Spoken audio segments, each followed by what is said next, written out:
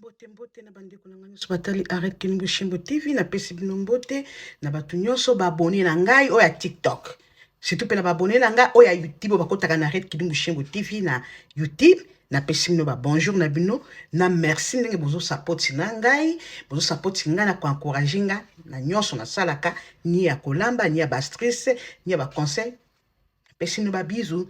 OK na yele lo pona stress mtu mikolo tozo kubaka na ba stress photo sunganaka pona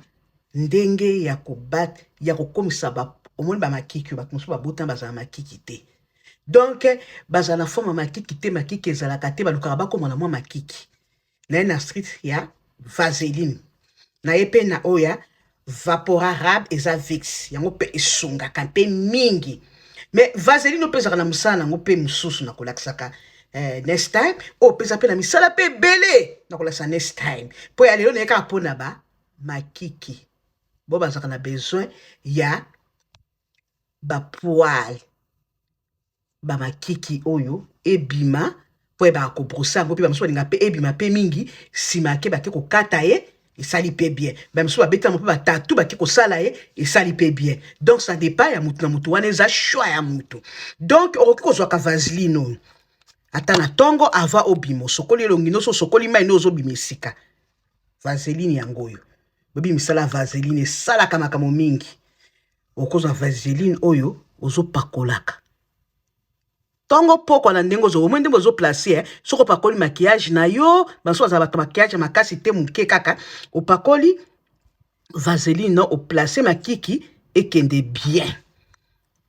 Ba msusu ba tiaka ngo ata na ba lèvre na sana pesa ke nisia ba lèvre po pesa ka ba lèvre atoko kopa kola rouge à lèvre na oliboso ko pakola vaseline to o Vicks o Vapora ezaka pe na mfuniko ya blé o na soma ki po eza ya makasi yango pe oki kopakolaka opakoli na makiki ya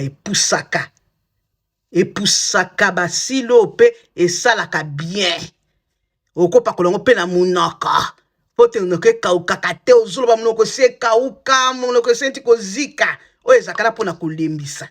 mbala nsima toka kolobela oyo aza na makambo mingi esalaka na nzoto na biso oyo pe eza na makambo mingi esalaka na nzoto na biso me mpona lelo toye kolobela yango mpona basile balinga basile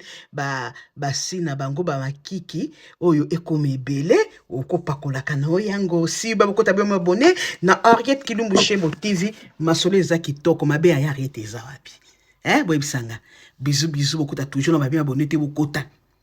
Je vous love, bye. Mais faut bongisa ka tango tie faut bongisa mafuta pe mona na kabingi te ba ya mwasi obongisi yango bi ata na brosse obongisi